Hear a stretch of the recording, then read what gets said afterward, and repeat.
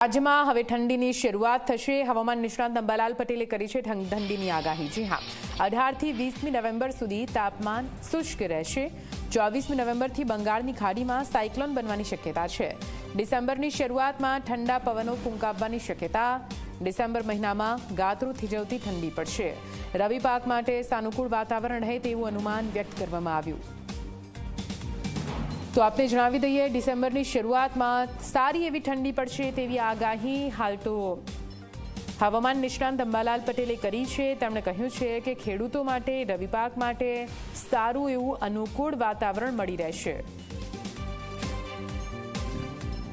Europe એશિયાના ઠંડા પવનો અને ધ્રુવીય પવનોના કારણે લગભગ ઊંચાઈએ જેટ ધારામાં આ પવનોની અસર થતાં જેટ ધારામાં ઉમેરાતા લગભગ આ ઠંડા પવનોના કારણે ઠંડી પડી રહી છે।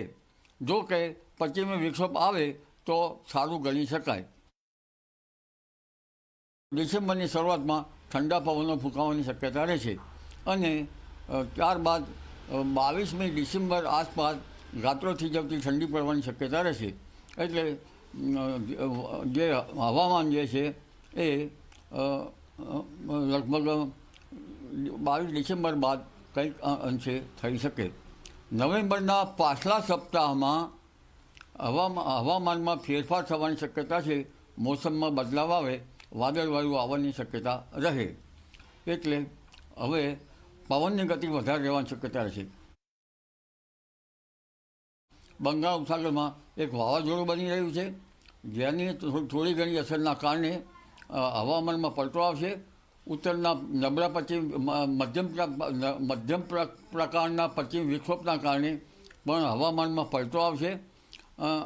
એટલે મોસમ પરિવર્તન આ માસના અંત ભાગમાં થવાની શક્યતા રહેશે। 22 ડિસેમ્બર આસપાસ વાદળો આવવાની પણ શક્યતા રહેશે। એટલે આ માસના પાછલા સપ્તાહમાં હવામાન જે બદલાઈ રહ્યું છે તે અંગે જીરા જેવા પાકોમાં આ હવામાનની અસર થતી હોય છે। પરંતુ એક મત એવો છે કે આ વખતે લા નીનો બની રહ્યો છે। જોકે તો વખત હવે ખબર પડશે તો તેના કારણે ઠંડી વધી શકે છે।